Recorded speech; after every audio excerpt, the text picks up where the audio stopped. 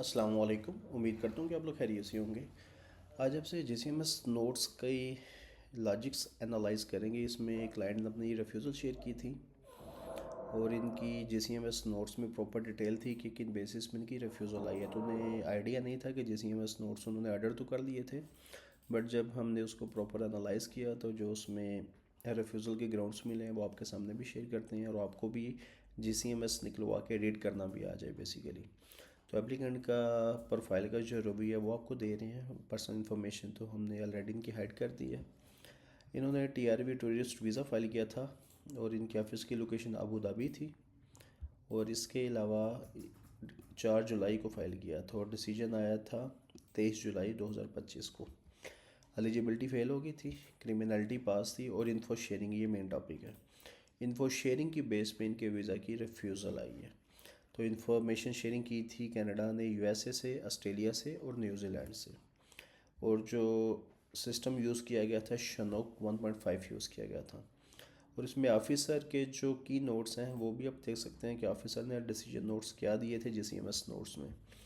I have reviewed the application. I am not satisfied that the applicant has been truthfully in the document and answer submitted in the support of application as required by the subsection 16A of the Act specifically. I am not satisfied that the following information is truthful. Applicant didn't declare previous US visa refusal. The factor in this application, I am not satisfied that the applicant will leave depart can at the end of your period authorized in their stay have refused this application. तो officer ने simply जीसीएमएस notes में mention किया जी मैंने इनका visa इस बात पे refuse किया, बाकी उसने कुछ नहीं देखा। इन्होंने यूएसए की रिफ्यूज़ल थी अपने आईएमएम 5257 फॉर्म में डिस्क्लोज नहीं की थी।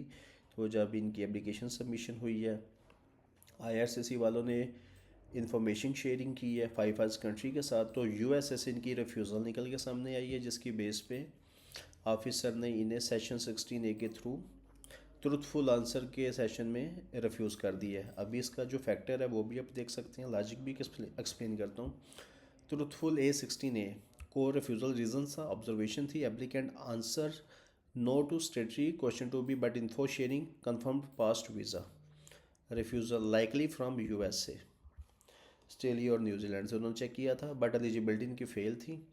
Once trust is question eligibility automatically fails. आपने एप्लीकेशन फॉर्म में जो भी क्वेश्चन का आंसर रॉन्ग दिए हैं या हाइड किया है या येस नो किया, आपका येस और नो भी आपको रिफ्यूज़ल दिला सकता है, इवन कि आपका येस और नो आपको 5 ईयर का बैन भी दिला सकता है। तो इसीलिए हम कोशिश करते हैं कि आप इस चीज़ पे वर्किंग ना करें। आपकी जो भी इंफॉर्मेशन है, जो भी डेटाबेस है, किसी भी एम्बेसी में आप फाइल करें तो उनको हर एक चीज़ जेन्युइन बताएं, ओरिजिनली बताएं। एलिजिबिलिटी फेल कर देगी, शनूक टैग यूज़ किया गया प्रोसेसिंग अंडर शनूक 1.3 के थ्रू। ऑटोमेटेड रिव्यू टूल है इनका आईआरसीसी का, उन्होंने टूल ने रिव्यू किया है, फ्लैग किया है डिस्क्रिपेंसी बिटवीन DS-160 की और IMM 5257 फॉर्म की इन्फो शेयरिंग डेटा से। क्योंकि इन्होंने DS-160 फॉर्म फिल किया था, वहाँ से इनकी रिफ्यूज़ल आई थी और इन्होंने आईआरसीसी को नहीं बताया, तो ये अपने आप को मे भी पता नहीं था, बताया नहीं था, किसी ने केस किया या उसने नहीं मेंशन किया। तो ये मिथ हमारी कंट्रीज में भी चलती रहती है, रिफ्यूज़ल है हम नहीं बताते, कोई बड़ा इशू नहीं है। तो इन्होंने नहीं बताया, इन्हें जस्ट अभी वार्निंग देके रिफ्यूज़ल मिली है, ट्रूथफुल इन्होंने आंसर नहीं किया, तो ये भी एक नेगेटिव फैक्टर होता है। और ऑफिसर ने इन चीज़ों में इनका वीज़ा रिफ्यूज़ भी कर दिया। सो ये इनके जीसीएमएस नोट्स को हमने असेस किया था। तो फर्दर जीसीएमएस नोट्स में भी सारी इन्फॉर्मेशन मिल जाती है और इसके बाद क्लियरली मेंशन है कि अगर full this mean IRCC doesn't accuse you full of misrepresentation, अगर उन्हें कंफर्म होता है या डाउट, वो वार्निंग समटाइम्स नहीं देते। उन्होंने सेशन A14 लगा के आपको नॉट ट्रूथफुल एप्लीकेंट क्रेडिबिलिटी पे भी ना 5 ईयर का बैन दे देना था। तो ये थी बेसिकली इनकी प्रोफाइल की रिस्क असेसमेंट। फर्स्ट टाइम इन्होंने वार्निंग दी है, सेकंड टाइम करेंगे तो इन्हें 5 ईयर का बैन भी मिल सकता है। First time under 16A not yet 5 year ban but serious if not corrected next time. अगर नेक्स्ट टाइम भी ऐसा करेंगे तो कैनेडा डायरेक्टली 5 ईयर का बैन देगा।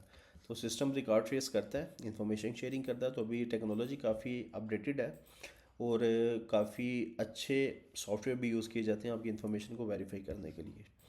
तो ये बेसिकली नेक्स्ट टाइम ये अप्लाई करेंगे तो प्रॉपर एक्सप्लेन करें लेटर को, क्यों नहीं लिखा था, क्या सारी सिचुएशन थी, वो इसमें हमने गाइड भी किया, पर्पस भी अपना क्लियर करें।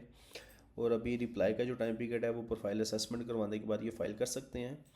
तो कोई भी इन्फॉर्मेशन अपनी हाइड कभी ना करें, यूके हो, कनाडा हो, ऑस्ट्रेलिया हो, यूएसए हो, न्यूजीलैंड हो, अदर कंट्रीज हो, अपनी हर एक चीज़ एक्यूरेटली आप ऑफिसर को बताएं, अदरवाइज़ फिर आपको रिफ्यूज़ल तो आएगा। अभी बैन आना भी स्टार्ट हो रहे हैं। तो ये GCMS को हमने प्रॉपर एनालाइज किया था, और ये जो क्लाइंट थे ये भी हमारे बांग्लादेश से थे, पाकिस्तान से नहीं थे। Thank you so much. अल्लाह हाफिज़।